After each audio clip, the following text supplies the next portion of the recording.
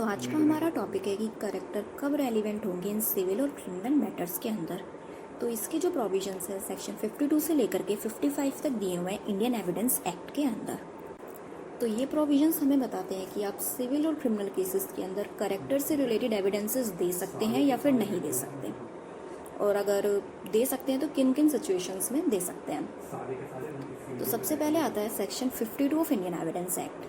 ये civil cases पर apply होता है और ये सेक्शन साफ साफ बोलता है कि सिविल केसेस में करेक्टर इज नॉट रेलिवेंट, चाहे बैड करेक्टर हो चाहे गुड करेक्टर हो, आप सिविल केसेस में करेक्टर से रिलेटेड एविडेंसेस नहीं दे सकते। फॉर एग्जाम्पल, ए के ऊपर चार्जेस लगे हैं न्यूजेंस के, और जो बी है वो एविडेंस देना चाहता है कि ये तो हमेशा न्यूजेंस क्रिएट करता है और इसका बहुत ही बैड करेक्टर है सोसाइटी के अंदर, सब इसको लोग एक बेकार करेक्टर का इंसान मानते हैं। और ए के ऊपर पहले भी न्यूजेंस के चार्जेस लगे हुए हैं, तो 52 क्या बोलता है? 52 बोलता है कि बी ऐसे एविडेंसेस नहीं दे सकते बिकॉज ये उसके करेक्टर को डिफाइन करते हैं। तो B is not allowed to give such evidences. Similarly A ये प्रूव करना चाहता है कि उसका बहुत ही अच्छा करेक्टर है सोसाइटी में और वो बहुत ही रेस्पेक्टफुल पर्सन है सोसाइटी में, ये भी अलाउड नहीं है। तो ना तो कोई बैड करेक्टर का एविडेंस दे सकता है सिविल केसेस में और ना ही गुड करेक्टर का। बट सेक्शन 52 के लेटर पार्ट में एक इसका एक्सेप्शन भी दिया हुआ है। वो एक्सेप्शन क्या बोलता है कि सिविल केसेस में भी करेक्टर रेलिवेंट हो सकता है, लेकिन कब? ऐसे केसेस जहां पर जो करेक्टर है वो ही फैक्ट इन इशू बन जाए, मतलब question of character he case के अंदर आ जाए और वो अपने आप में ही फैक्ट इन इशू बन जाए। तो अगर अब character he fact in issue बन चुका है तो तब तो करेक्टर से जो रिलेटेड एविडेंसेस है वो दे ही सकते हैं। तो नॉर्मल कंडीशंस के अंदर सिविल केसेस में करेक्टर के एविडेंसेस नहीं दे सकते, लेकिन अगर करेक्टर फैक्ट इन इशू बन जाता है तब एविडेंसेस अलाउड है। और इसका एक सेकंड एक्सेप्शन भी दे रखा है जो कि सेक्शन 55 के अंदर है। तो सेक्शन 55 क्या बोलता है? ये सेक्शन 55 के अंदर लिखा हुआ है कि अगर किसी सिविल केस के अंदर करेक्टर का एविडेंस देने से जो अमाउंट ऑफ डैमेजेस है उस पर कोई फर्क पड़ सकता है, डैमेजेस कम या ज़्यादा हो सकते हैं, तब आप सिविल केसेस में भी करेक्टर से रिलेटेड एविडेंसेस दे सकते हो। तो सिविल केसेस में करेक्टर से रिलेटेड एविडेंसेस नहीं दे सकते, लेकिन उसके दो एक्सेप्शंस है। सबसे पहले 52 के अंदर ही दिया हुआ है लेटर पार्ट में, और सेकेंड एक्सेप्शन 55 में दिया हुआ है। ओके, अब पढ़ते हैं कि क्रिमिनल केसेस में करेक्टर रेलिवेंट होगा या नहीं होगा। तो ये हमें बताता है सेक्शन 53। सेक्शन 53 बोलता है कि क्रिमिनल केसेस के अंदर गुड करेक्टर रेलिवेंट होगा। इसका मतलब है कि बैड करेक्टर रेलिवेंट नहीं होगा। तो क्रिमिनल केसेस में गुड करेक्टर का एविडेंस तो अलाउड है। फॉर एग्जाम्पल, ए के ऊपर चीटिंग के चार्जेस लगे हैं और बी ये एविडेंस देना चाहता है कि he is a habitual offender of cheating. तो सेक्शन 53 क्या बोलता है? ये बोलता है कि नॉट अलाउड, आप किसी के बैड करेक्टर के एविडेंसेस नहीं दे सकते क्रिमिनल मैटर्स में। लेकिन अगर ए एविडेंस देना चाहता है कि I am a man of good reputation, तो फिर यस दिस इज अलाउड कि वो गुड करेक्टर का एविडेंसेस दे सकते हैं क्रिमिनल मैटर्स में।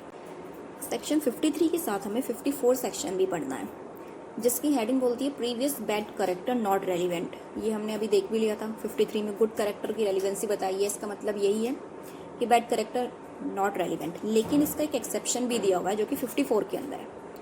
उन्होंने कहा, 54 बोलता है कि क्रिमिनल प्रोसीडिंग्स में बैड करेक्टर भी रेलिवेंट हो सकता है, लेकिन कब?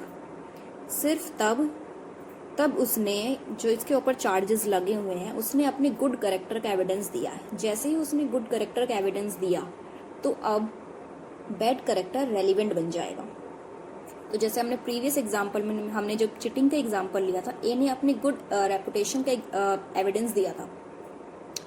जैसे ही उसने ये एविडेंस दिया तो जो बी है अब वो उसके अपोजिट में उसके बैड करेक्टर का एविडेंस भी दे सकता है, वो रेलिवेंट हो जाएगा।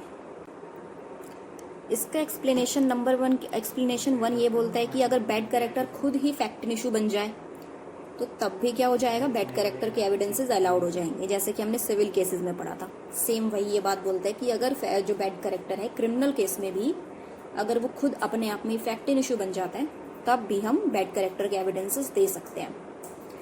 इस सेक्शन का एक्सप्लेनेशन नंबर 2 बोलता है किस तरीके से हम प्रूव करेंगे कि उसका बैड करेक्टर है। तो ये बोलता है कि जिस भी पर्सन पे चार्जेस लगे हुए हैं उसका कोई प्रीवियस कन्विक्शन प्रूव कर दो तो वो रेलिवेंट हो जाएगा, तो उसको माना जाएगा कि ये एविडेंस ऑफ बैड कैरेक्टर हो गया। तो प्रीवियस उस पर कभी चार्जेस लगे थे, उसको उसमें कन्विक्शन हुआ था, वहाँ से आप उस जिस भी जेल के अंदर वो रहा उसका सर्टिफिकेट लेकर के हमें दिखा दो। अब जहाँ पर भी चार्जेस लग रहे हैं तो ये प्रूफ हो जाएगा कि ठीक है उसका जो प्रीवियस था वो प्रीवियसली बैड कैरेक्टर का था। अब हम देखते हैं 55 में दे रखा है कि कैरेक्टर के अंदर रेपुटेशन और डिस्पोजिशन ये दोनों ही वर्ड्स इंक्लूड है। तो अब इन दोनों में डिफरेंस क्या होता है? तो रेपुटेशन का मतलब होता है जो हमारी सोसाइटी में इमेज होती है, सोसाइटी हमारे बारे में क्या सोचती है, वो रेपुटेशन है। और डिस्पोजिशन होता है आपका पर्सनल बिहेवियर कैसा है दूसरों के साथ। तो ये दोनों ही चीज़ें कैरेक्टर में आएंगी, रेपुटेशन और डिस्पोजिशन। फॉर एग्जाम्पल कभी कभी सोसाइटी में किसी की इमेज बहुत अच्छी होती है, लेकिन जब हम उससे जाकर के बात करते हैं तब हम उसे उसका पर्सनल बिहेवियर पता चलता है। तो ये दोनों अलग अलग भी हो सकती है। और इसका एक्सप्लेनेशन ये भी बोलता है कि जो यहाँ पर कैरेक्टर की बात की गई है, रेपुटेशन हो या फिर डिस्पोजिशन हो, इसको हम जनरल रेपुटेशन और डिस्पोजिशन के एविडेंस दे सकते हैं, स्पेसिफिक या फिर पर्टिकुलर के नहीं। किसी एक पर्सन का किसी एक इंडिविजुअल के साथ अलग बिहेवियर हो सकता है, अलग